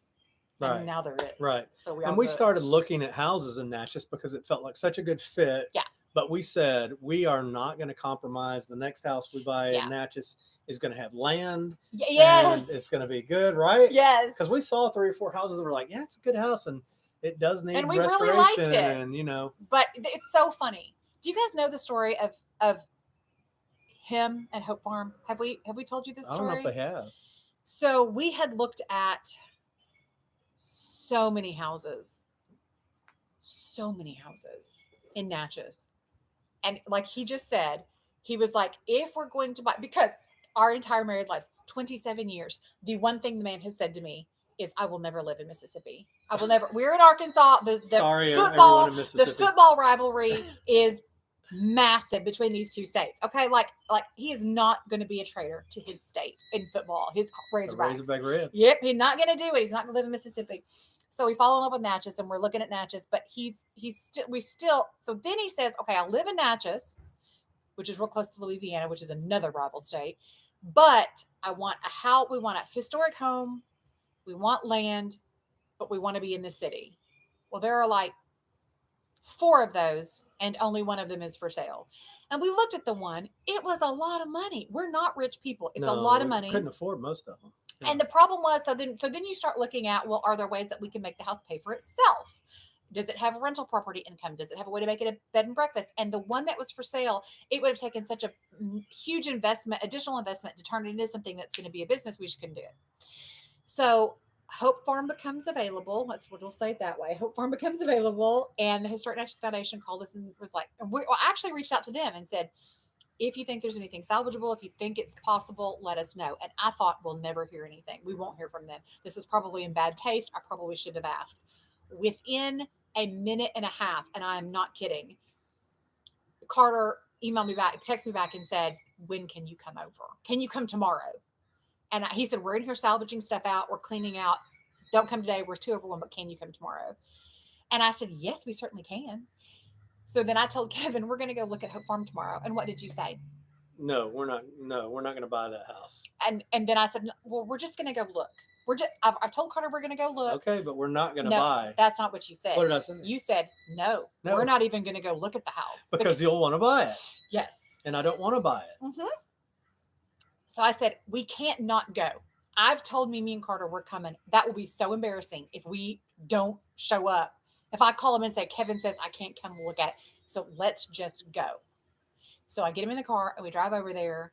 We drive around back, which is the L and the main house. And he sees the courtyard and the land and the parking lot and how many huge live oak trees are there? Like 4 in the front yard that are 150. We're tree crazy. I don't know if you're 200 tree years crazy. old. And we got out of the car and what did you say? I want this house. Exactly. I want this house. I could see the finish line, which we've done this enough that we can see the finish line.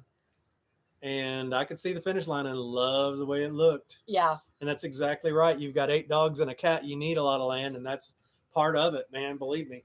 I want my dogs to be able to run around and have full access to all that land. I love to walk around on it. You know, we love gardening, and we don't get to do a whole lot of it, but I'm hoping we will. We will eventually. Eleanor wants to know what's road trip worthy around Natchez. You'd set out from Atlanta.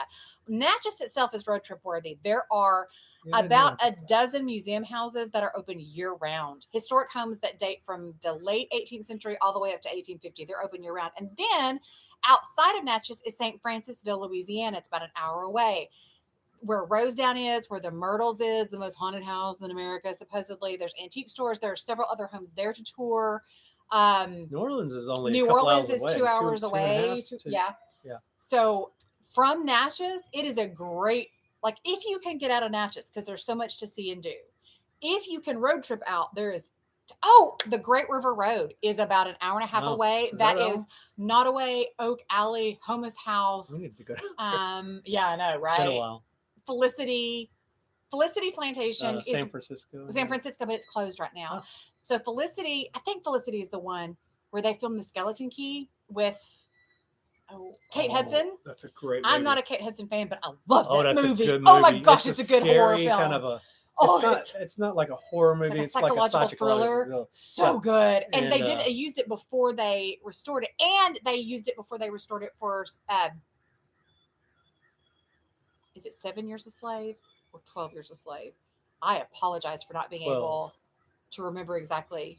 It's been a minute since we've watched it, but that's they used it in that movie as well. So worth going down there for. Hope Farm is on. Is it on 9.5 acres? Yes.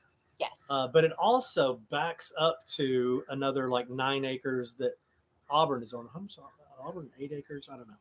Well, Auburn's on 140 acres, 220 acres, but most of it's golf course. So that part of Auburn's is probably like basically what I'm saying though is where our land ends is just more wooded land that goes. It's a nature trail for acres. It's a public nature trail. So we have our land, and then we have Auburn's nature reserve with their nature trail. So we've got a lot of good land. Except there's alligators in the bayou, and I'm never going to cross it. We've been out all down there though. There wasn't any water when we went down there. How many guest rooms in Hope when we're finished? Okay, so we are going to have one downstairs that's kind of a 2-bedroom, right? Yes. and it is also going to be ADA compliant. ADA accessible. And we're going to work real hard to do that because there's not many options for I that don't know in that Natchez, there is Mississippi. another historic home in Natchez, Mississippi That that has will an be the ADA only compliant room, but that will have 2 rooms and it will have a bathroom with it. Another bedroom downstairs on the L. Upstairs on the L will have a 2-room. Well, no, that's really just a 2-bed and 1 room. Yeah, 2 bed in 1 room. Okay. With a great big bathroom. With a great big bathroom, and then another bedroom with another great big bathroom. Bathrooms are going to be huge in every one of these. This is not going to be one of those bed and breakfasts that you go to and the bedroom is like in a closet and you're like, oh, this is terrible. So that's 4 independent rooms. Some of them have extra beds. And then the cottage. So Yes, so basically 5 available to rent. Yes, on a regular basis. Did I make that way harder than it had to be? No, because I still have to do that. Because it's changed a few times. Yeah. How we're going to use the rooms has changed a couple of times. And so I still have to go, okay, now the final plan is this one, this one's ours now because this one was going to be a guest room. So then we have this one, and this one's ours now because it was going to be a guest room. And so basically the first initial portion of the L, so the L was built in 2 periods. So we have a super early period that's about 1810, and then we have the later period. The 1810 period will be our private kind of space. And then the rest is going to be guest rooms, and then the little cottage, which will be available to rent. It's going to be so cute. Our studio. I'm so excited about our studio. Yes. I can't tell you. I'm mostly excited. I'm probably the same about living on our gallery in the back. Yes. And about that studio. Yes. Spending time in that studio. That's like we're buying the house for the porches in the gallery. Somebody wants to know if there's big bugs in the south. So, and they are always trying to get in the house. There are bugs in the south. We have mosquitoes, and we have cicadas, and we have some gnats. Probably the only ones that would freak you out are the palmetto bugs or the water bugs. They look like roaches and they fly, but they are attracted to water. So if you don't have water sources sitting out, if you don't have like water on your cabinets, you typically don't have a problem with them getting in the house. And no, we don't have any bugs here that like dive bomb you to try to get. It's not like Australia where you're going to wake up with a huntsman spider on your face because they just live in your house with you. But the good thing about our back gallery to the main house is it's going to be completely screened in. So we are very excited about that. The cottage is very close to being done. So close. Very, very close. So close. We still have to put a fence around it, do some dirt work on the outside, get our appliances in there, which isn't happening until May. May, yeah. That's okay, though. That'll be all right. Yeah, and we got to get our sink painted and I have there'll be some we got some projects. I know you're so anxious about the cottage. I would be too. If I had seen a hoarder cottage and then I heard that 2 people that I watched were going to live in it, I would want to know and see where it was. But I'm trying to save it to do a like big reveal video where it is you have not seen it since it looked like the place where a serial killer lived and hid bodies under to what it's going to look like when it's finished. So be patient. I promise it'll be worth it. It'll pay off. Well, so Kathy's asking about a commercial kitchen for the bed and breakfast. Our breakfast is not going to be a breakfast. Yeah. It's probably going to be a what? Well, so we've talked to a bunch of other bed and breakfast owners, and their advice from everybody is do a guest basket when they arrive. That is, you've got a refrigerator in your room that's going to have, or a common space that will have drinks and everything stocked in it, and then a basket of goodies to eat, etc. So that, because look, we love historic properties. What are you laughing at? Rick says, "Did you sell Pearl?" Just kidding. It'd been 15 minutes, I guess. Thank you, Rick. You made me laugh. Anyway, if we go stay to bed and breakfast, I don't want to get up at 8:30 in the morning and eat at the dining room table with all the strangers. I don't want to do that, but I still want to stay in the historic home. So we're trying to think of a great way where you'll still have food and you'll have coffee and you'll have juice or access to whatever. Like, I think everybody who comes, you're going to get a bottle of champagne, and that's not going to be an upcharge. I always hate it when they give you the bottle of champagne, and we all know how much a bottle of champagne costs, and they want to charge you like $75 for it. Anyway, all the goodies to make your stay super comfortable, but like you don't ever have to see anybody else if you don't want to. And you don't have to get up at a certain time if you don't want to. You'll just have it there in your room. Lisa, so you're talking about Spanish moss that hangs from the trees. That's not a specific tree. That Spanish moss is it what do they call that? It's an air plant. It's a right. So it's kind of a parasite, not really, but no, it doesn't harm the tree. Brett, what's the word for it? Yeah, Brett. Well, are you still in here, Brett? Oh shoot. But so it's a symbiotic relationship. Okay. So Spanish moss hangs from the trees. You normally see that probably in a live oak. I mean, for it's the on most everything. part, but it's it's on on everything. everything. But it's everywhere. yeah, so Palm trees, crepe myrtle trees. It is, and it's beautiful, but don't put it on your head because it probably has bugs in it. They do little. There are little Yeah. red bugs that live in it that do cause itchy bites. Oh, something else I wanted to mention, Karen. Thank you for saying the outhouse dump. We kind of think the dump is where Laine's finding all these treasures, right? We think we But so plowed through it. we've uncovered the cistern that's on the back of the house that we weren't even sure what it was. It was so overgrown. Yeah. And pulled the top off. But now we've got to fill the cistern. Yeah. Hang with on. sand. Brett says that it's a bromeliad, which that's not the word I was looking for, but I do. So bromeliads often, like you see air plants for sale all the time. The little plants that just like, here, put this plant in on, just hang it on your Christmas tree and it'll live forever. It's in that same family. And then we were talking about something else and I forgot. What were we talking about? I don't know. Oh, the cistern. Oh, yes. So we started noticing, this is how we figured out it was a cistern. Well, it's on the Habs, which if we paid attention to the Habs, but also the milk houses too, but it's not there. And we weren't really paying attention. But what we noticed was we went into what is the original kitchen. So the 30s kitchen, and it has a brick floor. And all of a sudden the floor was collapsing, like it was falling in. And I told Kevin, I think that there's a cistern either under this floor or outside this room that when all the water from the fire got dumped in, we had washout. So we clean out around this very overgrown mound of creeping ficus, find the original cistern, open it up, and sure enough, you can see that underneath the original kitchen, it's open. It's just a big hole under the original kitchen. So we're going to have to fill that in, take up the floor, redo the floor. Epiphytic plant? Is that right? Isn't Spanish moss an epiphytic? That is plant? A wonderful word, Leanne. Epiphytic, like it throws a fit. I don't know what that means. I'm just going to say you're we're right. Getting a little silly on here. We've been going for like a minute, an hour. A minute? We've been going for a 45. minute. Well, we still have 266 people here. We're still visiting with our friends, and we've got I a know. lot. I wanted to do a thumb going thing. Well, Why didn't put you your do thumb down, and then put it back up again. It didn't like your thumb. Dang. It only likes my thumb. Dang it. Hey. Look at that. That's fun. All right.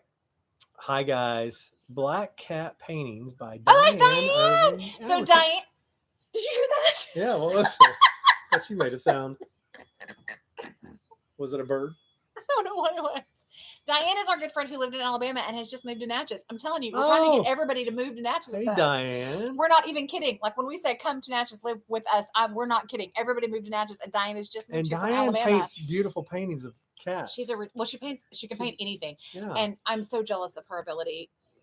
So jealous. But I can't wait to see what she does with her house. She bought this fabulous Victorian, kind of like Pearl, that overlooks the bayou. It's got this incredible backyard, but the interior of her homes is a work of art. And I cannot wait to see the work of art that she turns this cottage into. Like, I just can't wait. And she moved there, she moved in the day after we came home, back to Arkansas. We never showed it. I bet we get to go look at it. Yeah, I bet we get to go look at it. Hottie toddy. Susan, come on now. So Brett confirms that yes, it is Epithetic. Okay. I did say poop water. Maverick, I absolutely said poop water. That's what's going on in the Thames right now. Poop water. I thought you were gone. Did you already eat dinner, Maverick? What'd you eat? So will any of the rooms be pet friendly? There's a huge crow up there. Probably. Because we love animals and I want to meet your animals too. I probably want to meet your animals more than I want to meet you. Well, bring your dog. I would imagine. What definitely. Now are the rooms pet friendly? Is that what you're asking? Yes. I don't know. Well, that one downstairs on the brick floor wouldn't be a problem. Yeah, maybe that one and maybe the cottage. I don't know about the cottage. What do you think? It depends. I don't know. It's gonna have a doggy door. Somebody asked about have we ever purchased an antique that was haunted? I would love that. I have been. That's why I keep buying antiques, Judith. I keep buying them, trying to find the one that's haunted, and it just hasn't happened yet. I keep trying to find a piece of jewelry that I slip on my hand, and oops, I wake up in the 15th century. Hasn't happened yet. It's very upsetting. Yeah, I'd rather be animals than people. We do love some animals. Okay, so Brett's trying to tell me how to say it. Epiphytic. Epiphytic. No. It's epiphytic. Epiphytic. Epiphytic. Yeah, What does it mean, Brett? Is it like air plant? Like it doesn't require, it just needs something to hang on? Is that what that means? Anyway. Oh, I wish I could afford Baumgartner restoration. Do you know how expensive they are? It's obscene. She's probably going to do it herself. They have enough followers. They don't need to collaborate with us. And the money that I would spend on that would rebuild Hope Farm. Brooke recommended what you should get, right? Well, she recommended what I should get to keep all the paint on the canvas right now so it doesn't pop off, because obviously changing climates. And so you'll see that process in a video in the next couple of weeks. She's probably going to help me find a conservator that I can afford, because I cannot afford Baumgartner restoration. Any I wish plant I could. that grows up on another plant is epiphytic. Cool. Awesome. I learned something new today. I'm never going to remember that word. Epiphytic. Epiphytic. I'm going to say epileptic. I know I am. Lives on the skin. Now, see, I like grows on another plant better, Brett, than lives on the skin, because that makes me itchy. Yeah. Blech. That's funny. Should we wrap it up or no? Like and harmless. See, that's what I thought. I thought it did absolutely no. It doesn't do anything to the plant. It just lives. It's like just being chill, man. It's like a roommate. Everybody be cool. Everything's fine. I'm just paying my way. People think I'm charming. Yes. Hurting my neck. Oh, why don't we pull 1:30 in the morning in the UK. Good night, Bo. It was so wonderful having you here. So fabulous knowing that you were joining us from my dream place to live, the UK. Yeah, we should have done this from the beginning. Yes. Ah, good. Scarlett, hey, my sweet friend. She was out planting. Look, Rick, you're killing me. I'm never doing it again. Just the label. The label is worth more than the lipstick. But if you knew how many people, Rick, today, so the lipsticks have all been arriving today. Do we know Rick? We need to. It's not Rick Dent. Rick White. Rick White. Rick, you're funny. Anyway, they've all been arriving today, and people have been like messaging me to say thank you for the hand address envelope, because they know. They know. Have they started hitting? But look, they started hitting big time today. So when we do the eyeshadow, and I have a few lipsticks left, so I need to count up how many I have, make sure everybody gets theirs, and then we can put some more up. But that's going to be a printed, thermal printed label. That's I'm not doing that again. I love you, but I'm not doing that again. You tell us on socials. Some of us don't have. Oh yeah. So okay. YouTube community is not as. It's hard. As friendly, as easy to work with as the others, because Laine just picks up the phone. She does her stories. They don't have a way to do that. There's no stories on YouTube. They don't talk to each other. I can do a community post. Yeah. But we do them. We're learning to do them, and we're getting better at doing them. But I hate that they don't have. But they don't have like a video, like a real, like a live. Like we can't just do this. I could do this on Instagram, just on my stories, and you can't do it on YouTube. I think it makes it very user unfriendly. Lives all the time. Maybe. I guess we could. Mel. Okay, so here's the deal. So you tell me, Mel.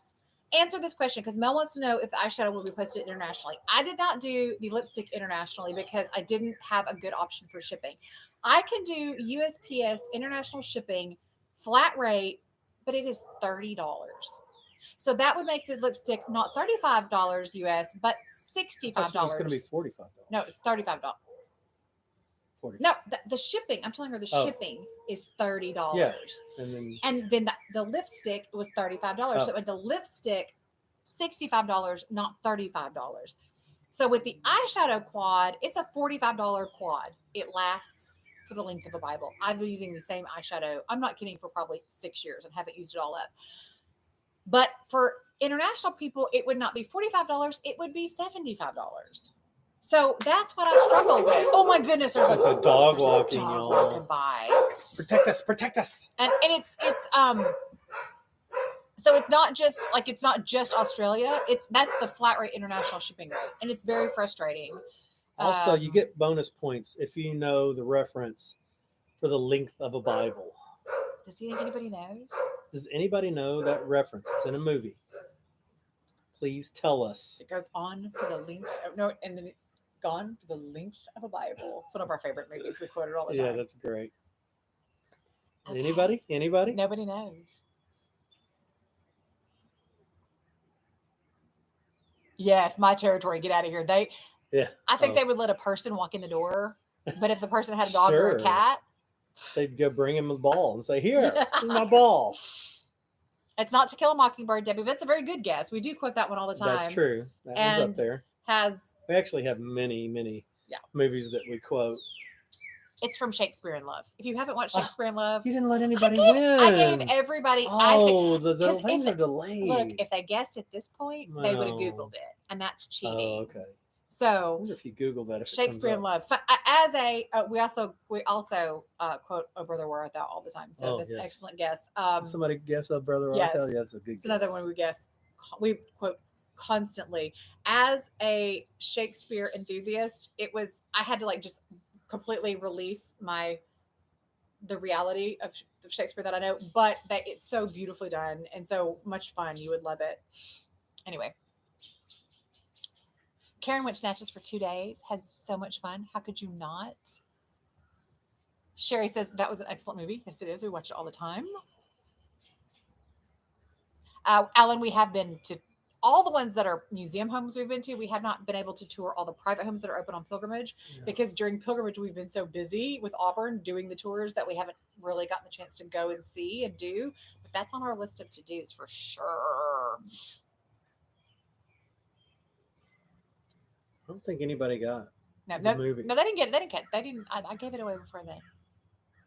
And then he disappears for the length of a Bible. But then he dies with such passion. He dies? Great. Like the best thing Ben Affleck's ever been in. Oh, 100%. Okay, this seems to be sort of wrapping up. Like I don't see anything new or exciting. Well, it has been like almost 2 hours. Almost 2 hours. Thank you guys for hanging in with us. We love you guys. We appreciate you.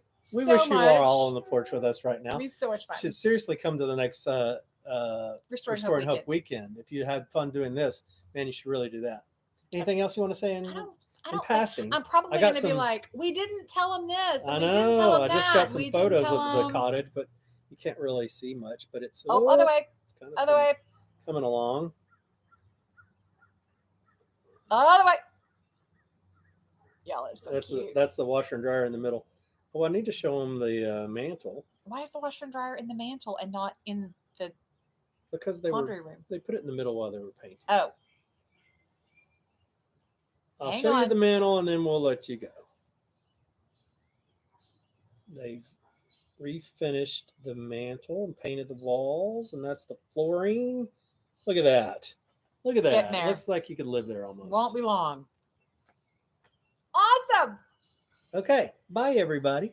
We'll see you soon, one way or the other. Thank you, Scarlett. Thank you, guys. Oh, thank you for sharing on your Facebook page. Yes, that is. Everybody's always asking, like, what can you do? What can you do? Liking every video, sharing says every it didn't video. feel like 2 hours. Thanks. I guess that's good. Rick says. What did Rick say? Like covers promise sold.